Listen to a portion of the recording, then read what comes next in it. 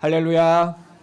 오늘도 주님을 사모하여 모인 우리 거함의 성도들에게 이 밤에 성령 충만함이 임하실 줄 믿습니다. 네, 저는 계속해서 금요기도회 때 하나님의 숨결이 임하여서 변화되었던 성경의 인물들을 살펴보고 있습니다. 기드온을 살펴보았고요. 사울에 대해서 성령이 충만했을 때, 또한 그가 성령이 떠나갔을 때에 대해 살펴보았고, 엘리사에 대해 살펴보았습니다. 그런데 이렇게 성령이 충만했었던 인물들에게도 한 가지 공통점이 있습니다. 근데 이 공통점이라는 것은 이 사람들만의 공통점은 아니고 보편적인 인류의 공통점이기도 합니다. 이들에게도 피해갈 수 없었던 한 가지가 있습니다. 바로 세상의 시선과 요구 앞에서 자유로울 수가 없었습니다. 기드온은 어떻게 고백했습니까? 세상의 시선으로 보면은 나같이 작은 자가 어떻게 이 이스라엘을 구원할 수 있겠습니까? 이렇게 생각하였던 연약한 사람이었습니다.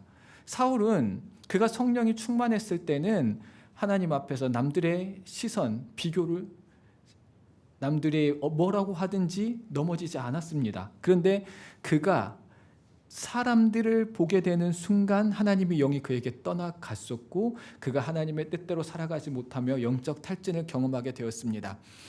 엘리사라는 그 위대한 선지자도요, 사람들의 요구 앞에서 어쩔 수가 없었습니다. 엘리야가 하늘로 승천한 이후에 50명의 선지자학교의 학생들이 어떻게 반응을 합니까? 엘리야가 땅에 떨어졌을지도 모릅니다. 그 시체를 한번 찾아봐야 됩니다라고 계속해서 간청합니다. 엘리사에겐 확신이 있습니다. 당연히 하나님께서 그를 부르셨고 그가 하나님 품으로 돌아갔다는 확신이 있음에도 불구하고 그들이 부끄러울 정도로 간청하자, 그래 니들 마음대로 해봐라 라고 사람들의 요구를 들어줄 수밖에 없었습니다. 사람들은 다 그렇지요. 이 세상의 시선과 요구에 자유로울 수 있는 사람이 얼마나 있겠습니까? 우리는 알게 모르게 세상의 시선과 요구에 살아갑니다. 남자는 남자다워야지, 여자는 여자다워야지, 학생은 학생다워야지, 군인은 군인다워야지. 그리고 자기도 모르게 그 세계에 요구하는 것들에 맞춰서 살아가려고 합니다. 제가 군대에 있을 때 아직도 제가 이해하지 못하는 게 있어요. 이제 군사 기초훈련 말고 어떤 특수한 훈련의 기초훈련들이 있습니다. 공수훈련이나 해병대에서는 기습훈련이나 그리고 육군에서도 하는 유격훈련이 있는데, 여기 가슴에 휘장을 달 수 있는 그런 훈련들이 있어요. 근데 그 훈련을 참여할 때마다 제가 발목이 약해서 발목을 접질러요. 꼭 참여하면 한 2, 3일 되면 발목을 접지릅니다. 아주 심하게 발목을 접지르는데 그 훈련을 이수하지 못하면 여기 휘장을 못 단다는 생각에 발목을 쩔뚝대면서 그 훈련을 다 이수합니다. 그래서 아직도 비가 오면은 발목이 시큰시큰해요. 지금 생각해 보면은 그게 뭐라고? 누가 알아준다고? 근데 거기에서는 이게 명예인 거예요. 내가 이 훈련을 이수하지 못한 것은 자존심이 상해요. 내 명예가 떨어지는 것 같아요. 그래서 내 건강 상하는 거 생각하지 않고 이 집단 안에서 인정받기 위해서 아픈데도 그것을 꾹 참고 나아갈 때가 있습니다. 세상의 시선과 요구 앞에 저도 자유롭지 못한 사람이라는 것을 알고 있습니다. 우리도 그런 게 너무나 많이 있지 않습니까? 그렇기 때문에 모두가 예라고 할 때 아니오라고 말하기 힘듭니다. 모두가 아니오라고 말할 때 예라고 말하기 힘듭니다. 모두가 절망하며 무기력하고 끝났다라고 말할 때 아니다, 다시 일어설 수 있다, 이 말을 하는 것이 쉽지 않습니다. 예스겔은 하나님의 성령에 이끌렸던 사람이기 때문에 에스겔은 그 세상의 대세와 시선과 요구에 휩쓸리지 않았습니다. 그는 진짜 군중들의 심리와 요구를 몸으로 거스른 진짜 성령의 사람이었습니다. 에스겔이 하나님의 말씀을 선포한 때는 언제입니까? 에스겔이 바로 바벨론의 포로로 끌려갔을 때입니다. 바벨론 포로로 끌려가 있었을 때 거기 포로로 끌려왔던 엘리트들, 그곳에 살고 있던 포로들은 모두 다 같은 생각을 하고 있었습니다. 우리에겐 성전이 있어. 이 성전이 있으니까 우리가 이게 완전히 멸망하진 않을 거야. 우리는 다시 금방 회복이 될 거야. 하나님의 성전이 있기 때문에, 예루살렘의 성전이 멀쩡하게 있기 때문에 우리는 회복될 거야 라고 하는 헛된 희망을 가지고 있었습니다. 자기들이 지금 무슨 일을 했는지 생각하지도 않아요. 자기들의 죄악은 생각하지 않고 마치 이 성전이 우리를 지켜주는 부적이나 우상인 것처럼 그 성전이 있으므로 우리는 괜찮을 거야 라는 헛된 희망을 가지고 있었습니다. 그때 에스겔이 하나님께 받아서 전해야 될 말은 무엇이었습니까? 너희가 그 성전을 그렇게 사랑하느냐? 너희가 그 성전을 그렇게 영광으로 여기느냐? 내가 그 성전을 더럽힐 것이다. 예루살렘에 남아있는 너희 자손들을 엎드러지게 할 것이다. 에스겔 24장 21절의 말씀을 읽겠습니다. 함께 읽겠습니다. 너는 이스라엘 족속에게 이르기를 주 여호와의 말씀에 내 송소는 너희의 세력의 영광이요 너희 눈의 기쁨이요 너희 마음의 아낌이 되거니와 내가 더럽힐 것이며 너희의 버려둔 자녀를 칼에 엎드러지게 할지라. 아멘. 모두가 성전 때문에 기대하고 있지만 에스겔은 정반대로 외쳐야 합니다. 너희가 성전으로 인하여 하나님이 지켜주실 것이라 생각하지만 하나님께서 그 성소를 더럽히게 할 것이다. 그리고 예루살렘에 남아있는 너희의 자녀들을 다 엎드려지게 할 것이다. 얼마나 피눈물 나는 말씀을 전해야 됩니까? 특히나 에스겔은 제사장 가문의 출신입니다. 성소가, 이 성전이 누구보다 중요한 사람인데 자기의 입으로 그 성전이 무너지게 될 것이다라는 것을 말해야 됩니다. 그리고 또한 그 군중들의 심리는 어떻습니까? 그 성전이 살아있기 때문에 회복될 것이라는 희망을 가지고 있는데 그 말씀을 전할 때 어떤 시선으로 바라보겠습니까? 야, 너는 우리가 망하기를 바라냐? 너는 왜 그렇게 우리의 희망에 초를 치고 사냐? 이렇게 외칠 수 있습니다. 그 사람들의 헛된 희망 가운데 아니오라고 말할 수 있는 건 그것이 하나님의 사람이고 그 말씀을 선포해야 될 사람이 성령에 이끌리는 사람입니다. 에스겔이 그렇게 하나님의 심판을 선포하였고 마침내 주전 586년에 하나님의 말씀대로 바벨론의 군대는 예루살렘을 완전히 불태웠습니다. 성경의 표현대로 그 성전은 돌 위에 돌 하나도 남지 않게 되었습니다. 남겨진 자녀들은 이방의 칼날에 쓰러질 수밖에 없었습니다. 그런데 그 순간 그 포로지에 있던 사람들의 분위기가 180도로 변합니다. 그들은 성전만을 바라보았기 때문에 그 성전이 무너지자 이제 처참한 무기력감에 짓눌리게 됩니다. 이제 우리는 다 망했어. 이젠 우리는 아무것도 할 수 없어. 우리는 이제 메마른 뼈들과 같아. 그래서 에스겔서 37장 11절에 그들은 자기들의 자조 섞인 노래를 부르기 시작합니다. 37장 11절에 이렇게 말합니다. 그들이 이르기를 우리의 뼈들이 말랐고 우리의 소망이 없어졌으니 우리는 다 멸절되었다 하느니라. 아멘. 이스라엘 백성들, 이곳에 끌려온 남유다의 백성들은 이제 완전히 소망을 잃어버렸습니다. 자기들이 이제 다 죽어버린, 그리고 다 말라버린 마른 뼈와 같은 존재가 되었다라고 생각하며 이제 우리에게 아무런 회복이 없다라고 생각합니다. 다시는 일어날 수 없다라고 생각하였습니다. 그러나 그때에 하나님께서는 그들에게 희망을 선포합니다. 모두가 끝났다라고 말할 때 아니다! 하나님께서는 너희에게 아직 소망을 남겨주셨다. 너희가 회복될 것이다. 라고 외치는 한 사람이 있었습니다. 그리고 그 한 사람을 통하여서 하나님의 놀라운 회복이 시작된다는 것을 우리는 알아야 됩니다. 하나님의 말씀에 순종하는 한 사람, 모두가 망했다, 끝났다라고 할 때 그 하나님의 회복의 말씀을 선포할 수 있는 그 한 사람이 필요합니다.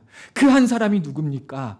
성령의 숨결이 임한 사람, 성령이 임한 그 사람이 가능합니다. 오늘날 이 땅에도 회복해야 될 것은 너무나 많이 있습니다. 겉으로 보기에는 멀쩡하지만 메마른 뼈와 같은 가정이 있습니다. 겉으로 보기에는 멀쩡하지만 메말라버린 우리의 영혼이 있습니다. 겉으로 보기에 외형적으로는 괜찮고 잘 굴러가지만 그 안에 하나님의 생기를 잃어버린 교회가 있습니다. 세상은 발전하고 날로 더 발전하는 것 같지만 그 안에 하나님의 정의와 공의가 사라진 이 땅이 있습니다. 우리는 이 땅을 바라봐야 됩니다. 그리고 이 땅을 향해 회복되기를 간절히 바라야 됩니다. 그렇다면 우리는요, 에스겔처럼 이 세상의 대세에 전염되지 않아야 됩니다. 그리고 하나님의 숨결이 우리에게 임하여 그 숨결에 이끌려서 진정한 회복을 준비해야 합니다. 진정한 회복을 준비하기 위해서 우리는 무엇을 해야 합니까? 첫째로 주님의 강한 손에 이끌려서 나의 절망을 직면해야 합니다. 우리가 진정으로 회복되기 위해서는요, 참혹한 현실을 직면해야 됩니다. 외면해서는 안 됩니다. 어떤 상황인지 우리가 두 눈으로 똑바로 바라보아야 합니다. 쉽게 생각해 보겠습니다. 집에 음식을 놔뒀는데 그 음식이 썩었어요. 그 음식이 썩었으면 어떻게 해야 됩니까? 그 썩은 음식 보고 그거 치우고 그 냄새 맡는 거 불편하잖아요. 그렇다고 해서 불편하니까 그거를 가려놔요. 어떻게 될까요? 더 썩죠. 냄새가 나죠. 더 냄새가 납니다. 거기에 벌레가 꼬이고 그리고 온 집안에 냄새가 진동하게 됩니다. 내 눈에 안 보인다라고 해서 그것이 사라지는 것이 아닙니다. 내 안에 있는 질병도 내 영혼에 있는 상처들도 마찬가지입니다. 내가 그것을 외면한다라고 해서 그것이 사라지는 것이 아닙니다. 오늘 본문 1절을 보면은요, 하나님께서 이 이스라엘을 회복시키기 위해서 가장 먼저 하신 일은요, 여호와께서 권능으로 내게 임재하시고 그의 영으로 나를 데리고 가서 골짜기 가운데 두셨는데, 여호와께서 권능으로 내게 임재하셨다라고 했습니다. 권능으로 임재하셨다라는 말, 이 권능이라는 단어를 히브리어로 살펴보면은 야드라는 단어인데 이 단어는 그냥 손이라는 단어예요. 그런데 이게 여호와의 손일 때는 보통은 권능이기 때문에 권능으로 번역하는 겁니다. 그래서 이 말씀을 쉽게 얘기하면 하나님께서 강한 손으로 그를 붙들어서 그를 골짜기로 끌고 와서, 마른 뼈들이 가득한 골짜기로 끌고 와서 거기에 붙잡아 놓으셨습니다. 왜 붙잡아 놓으셨습니까? 사람은 본능적으로 이 비참한 현실이나 또 수치스러운 현실들을 외면하고 싶어 합니다. 안 좋은 거 보고 싶어 하지 않아요. 그런데 하나님께서 지금 에스겔에게 원하시는 것은요, 지금 이스라엘이 직면한 비참한 현실을 너의 눈으로 똑똑히 바라보아라. 이 마른 뼈들을 똑똑히 바라보아라. 그곳에 끌고 갔던 그곳은, 하나님 끌고 가신 그곳은 큰 골짜기입니다. 그냥 골짜기가 아니라 대평원의 골짜기를 의미합니다. 그 큰 골짜기에 수많은 마른 뼈들이 있었습니다. 마른 뼈가 의미하는 것은 무엇이냐면요, 고대 사회에서 수습되지 않는 시체는요, 수치 또는 하나님의 저주를 받은 것, 영원히 버림받은 표현입니다. 아주 수치스러운 현장, 저주스러운 그 현장에 하나님께서 에스겔을 끌고 가셨습니다. 그리고 그것을 그저 바라만 보게 하지 않았습니다. 구경만 하게 하지 않았습니다. 그 사이사이를 2절에서 지나가게 하십니다. 그 마른 뼈들의 부서지는 소리, 그 마른 뼈들이 갖고 있는 그 황량한 기운들을 다 느끼게 그 자리를 지나가게 했습니다. 왜 지나가게 했습니까? 그 처참한 현실을 직면하지 않으면요, 그 현실에서 벗어날 수가 없습니다. 여러분, 심리치료를 할 때도, 오늘날 심리치료를 할 때도 마찬가지입니다. 그 문제에, 그 트라우마에 직면하게 합니다. 무엇이 문제인 줄 알아야지, 무엇이 트라우마인 줄 알아야지 거기서 나올 수가 있다라는 것입니다. 진정한 회복은 언제나 이 처참한 직면에서 시작한다는 것입니다. 우리도 마찬가지입니다. 오늘날 이 사회를 바라보면서, 오늘날 이 땅의 교회들을 바라보면서, 오늘날 우리의 신앙생활을 바라보면서 이 사회가 아무 문제가 없다, 아니 문제가 있는 것을 알아도 사회가 무슨 상관이냐, 나는 신앙생활 잘하면 된다, 나는 내 두 눈을 질끈 감고 저들은 저들이 알아서 하겠지, 나는 내 문제만 신경 쓰겠다, 이렇게 바라본다라면요, 이 땅의 회복은 일어나지 않습니다. 우리 가운데 있는 문제가 무엇인지 우리가 분명하게 바라보아야 됩니다. 나의 절망이 무엇인지 분명하게 알고 있어야 됩니다. 내 영이 무엇이 심각한지 분명히 알고 있어야 합니다.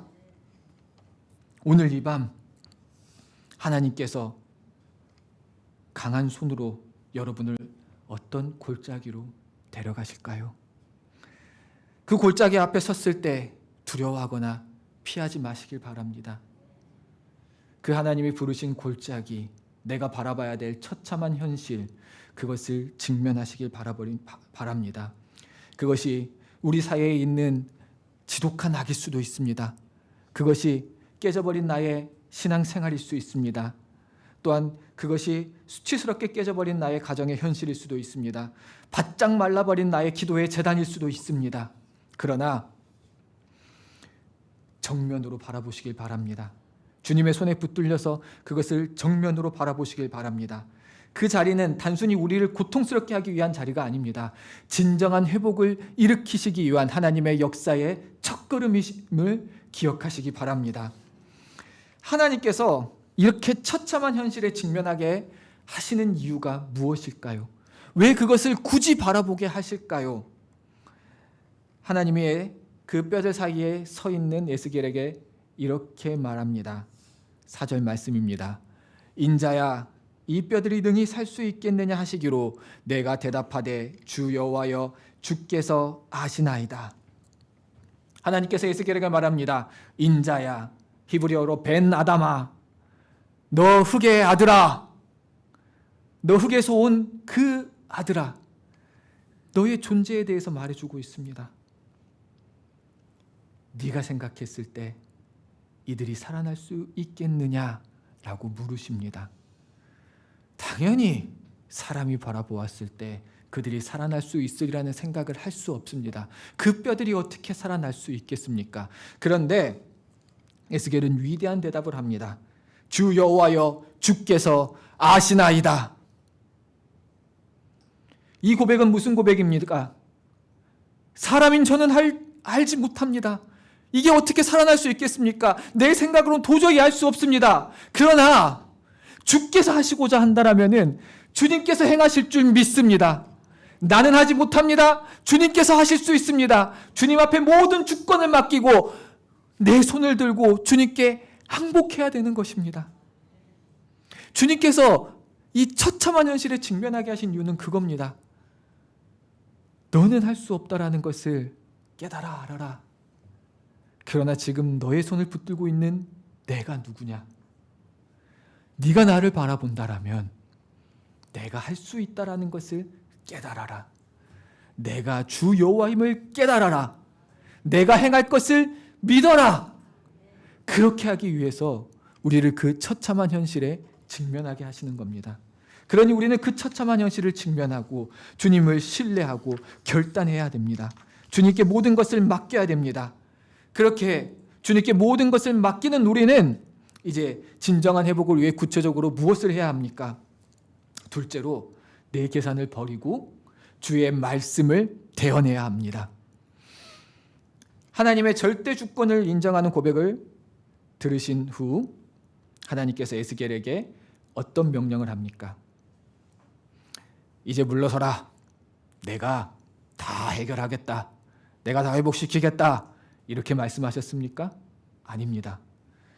너는 이 모든 뼈에게 대언하라 라고 명령하셨습니다. 하나님께서는 말씀만 하시면 우주를 창조하신 하나님입니다. 우리는 전능하사 천지를 창조하신 하나님을 믿습니다. 하나님께서 말씀하시면 모든 것이 회복될 것입니다. 그런데 하나님께서는 굳이 연약한 흙으로 만든 사람의 입으로 대언하라고 합니다. 왜 하나님께서는 그렇게 말씀하십니까? 하나님께서 원하시는 사람은요, 뒤에서 하나님의 전능하심을 구경하는 구경꾼을 원하시지 않습니다. 하나님의 구원의 역사에 동참하는 사명자의 믿음과 순종을 원하고 있습니다. 우리 하나님은 단순히 내가 원하는 것을 긁어주는 그런 하나님이 아닙니다. 내가 원하는 것을 요술방망이처럼 빵 내주시는 그런 하나님이 아닙니다.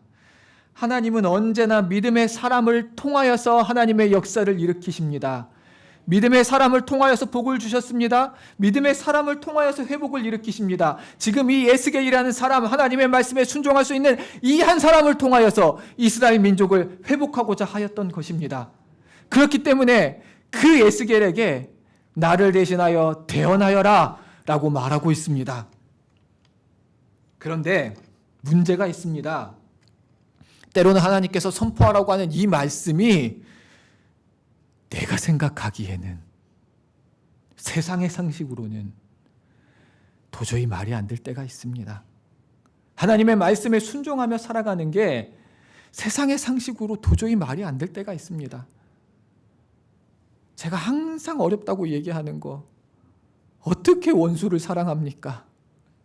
세상의 상식으로 원수를 사랑하고 원수를 용서하고 나를 공격하는 그 사람이 내 뺨을 때리거든 다른 뺨을 내주는 그 일을 하면은 사람들이 나를 무시하겠죠. 사람들이 나를 바보라고 하겠죠. 그 예수 그리스도의 말씀대로 살아가면은, 그거를 다 지키고 살아가면은 사람들이 나를 미련하다라고 손가락질 할 것입니다. 우리의 생각과 우리의 이성, 세상의 대세로서는 도저히 따라갈 수 없는 것들이 있습니다. 오늘 에스겔에게 주어진 말씀이 바로 그런 말씀 아닙니까? 말도 안 되는 말입니다. 지금 에스겔이 하나님의 말씀을 선포해야 되는 청중이 무엇입니까? 듣지 못하는 마른 뼈입니다.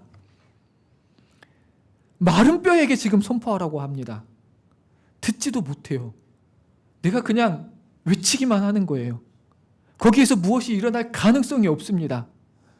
바로 하나님께서 그 일을 하라고 하는 겁니다.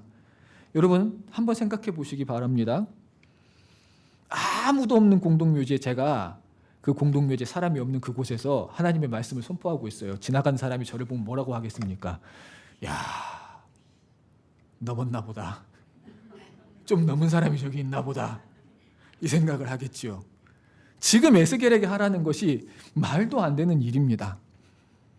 귀도 없고 뇌도 없고 그 말을 듣고 움직일 근육도 없는 그 뼈들한테 하나님의 말씀을 대언하라고 합니다.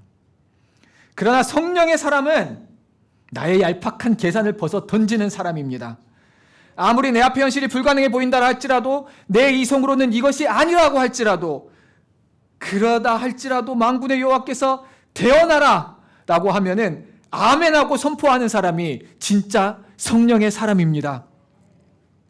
성령의 사람은 이 세상의 상식과 이 내 이성의 계산기를 그 자리에서 다 부숴버리고 하나님의 말에 순종하는 사람이 성령의 사람입니다. 그런데 우리는 어떻습니까? 하나님의 말씀을 잘 알면서도, 하나님의 말씀을 항상 들음에도 불구하고, 아이고 그런다고 바뀌겠어. 내가 저 사람 전도한다고 저 사람이 변하겠어. 내가 몇 년을 봤는데 저 사람은 안 돼. 저 사람은 진짜 한 귀로 듣고 한 귀로 흘려버릴 사람이야. 저 사람 변하지 않아. 아이고 나 한 사람이 예수님처럼 살아간다라고 해서 이 세상이 변하겠어? 바뀌겠어? 나 한 사람이 하나님 말씀대로 사랑하며 살아간다라고 해서 이 세상이 하나님의 사랑이, 하나님의 정의가, 하나님의 공의가 실천이 되겠어? 아휴, 내가 이 세상에 하나님의 말씀대로 산다라고 할지라도 이 악한 땅이 변화되겠어? 사실 이 마음 다 우리에게 있지 않습니까? 여러분, 그런데 이런 세상의 생각에 속아서는 안 됩니다. 세상에서는 이것을 합리적인 것이라고 말하고, 세상에서는 이것을 이성적이라고 말하지만 그냥 이것은 불신앙입니다. 불순종일 뿐입니다. 이성의 미명 아래에 숨겨놓은 불신앙일 뿐입니다. 여러분, 내 머리로, 내 계산기로, 내 생각으로 하나님을 가둬놓고 있는 것입니다. 전능하신 하나님을 제한하고 있는 것입니다. 그렇게 된다면 우리 또한 이 골짜기에 널브러져 있는 마른 뼈들과 같은 존재일 뿐입니다. 내 생각대로, 내 경험대로, 세상의 판단대로 하나님을 재단하면은요, 우리 안에 절대 회복이 일어나지 않습니다. 그러나 하나님이 하라고 하시면, 그 일을 행하면 그곳에 하나님의 회복이 일어나게 될 줄 믿습니다. 하나님의 통치가 일어나게 될 줄 믿습니다. 하나님의 새 창조가 일어나게 될 줄 믿습니다. 내 좁은 눈에는 영원히 불가능한 일이라 할지라도 만군의 여호와 하나님께서 행하신다라고 하면 그 일이 이루어지게 될 줄 믿습니다. 오늘 이 밤 우리는 주님의 약속의 말씀을 믿고 내 삶과 내 가정을 향해, 또한 이 세상을 향해 하나님의 말씀을 선포하는 진짜 성령의 사람이 되시기를 바랍니다. 이제 에스겔이 그냥 하나님이 전하라는 대로 그 말씀을 선포할 때에, 입을 열어 대언할 때에 어떤 일이 일어납니까? 그 골짜기에 소리가 나기 시작합니다. 뼈들이 덜컹거리고 움직이더니 이 뼈와 저 뼈가 서로 연결되기 시작합니다. 힘줄이 나기 시작합니다. 그리고 그곳에 살이 붙기 시작합니다. 피부가 나고 가죽이 붙기 시작합니다. 그 외형이 회복되기 시작합니다. 하나님의 말씀에 순종하기만 하면은요, 놀라운 회복의 역사가 시작됩니다. 그런데 중요한 것은 거기서 끝이 아닙니다. 8절 후반부를 우리가 살펴보아야 됩니다. 그 위에 가죽이 덮이나 그 속에 생기는 없더라. 그 뼈에 힘줄이 생겼고 살이 올랐고 그 위에 가죽이 덮였지만 아직 중요한 알맹이가 빠져 있습니다. 그 속에 생기는 없었습니다. 아무리 살이 붙고 거기에 가죽이 붙고 외형적으로 괜찮다라고 할지라도 생기가 없으면은요, 마른 뼈에서, 흉측한 시체에서 보기 좋은 시체로 변한 것뿐입니다. 냉정하게 말하면은 살아있는 것이 아닙니다. 본질적인 알맹이가 빠졌습니다. 그래서 우리가 진정한 회복을 하기 위해서 마땅히 하나님의 사람이 구해야 될 것이 무엇입니까? 그 마지막 관문은요, 외형적인 정돈을 넘어서 주의 영이 임해야만 완성됩니다. 하나님의 말씀을 대언하고 하나님의 말씀대로 순종하고 그 말씀을 선포할 때에 회복의 역사는 시작됩니다. 보기에 좋은 외형적인 회복이 시작됩니다. 그런데 우리의 회복은 거기서 끝나는 것이 아닙니다.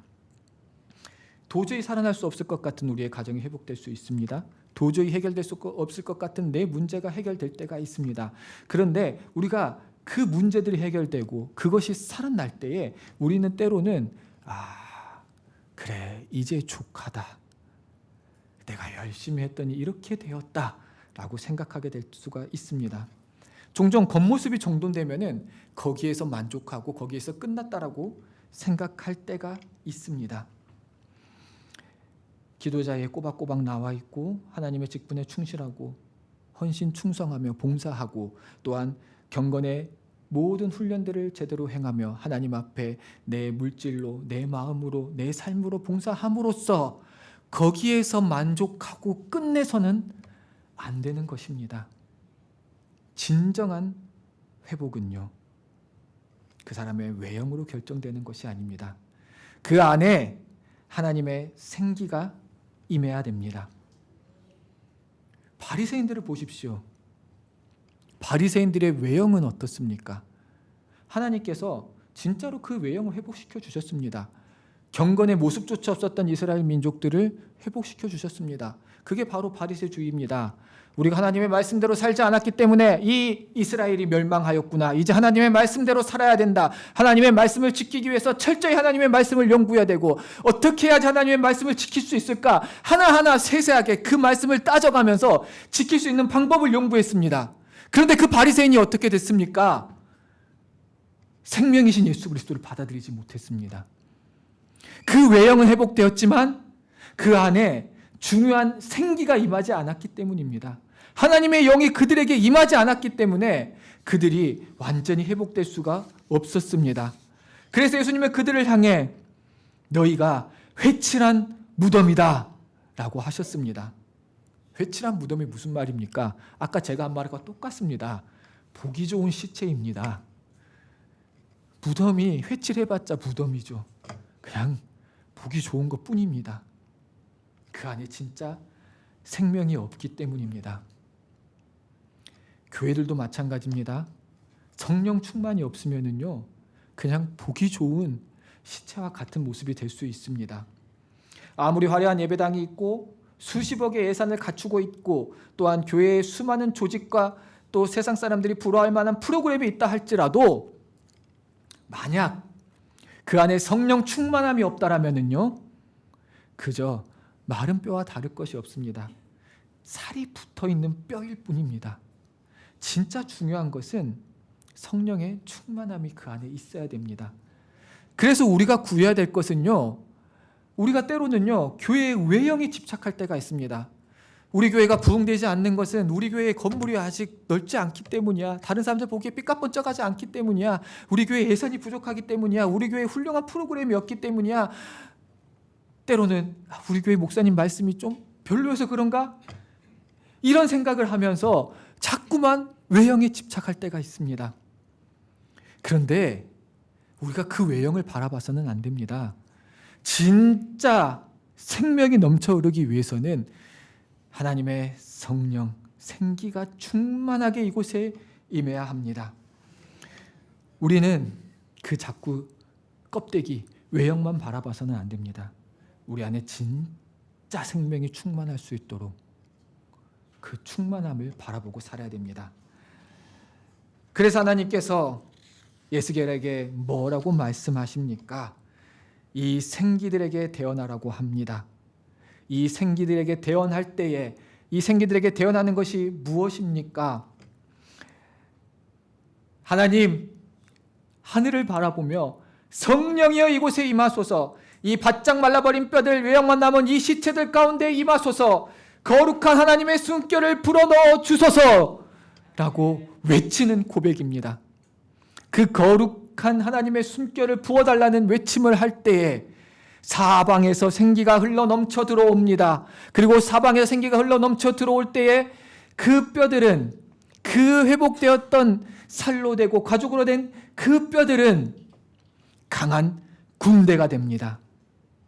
그냥 서 있는 존재가 아니라 하나님의 일을 행할 수 있는 군대로 변화되게 합니다. 놀라운 역사가 일어나게 된다는 것입니다.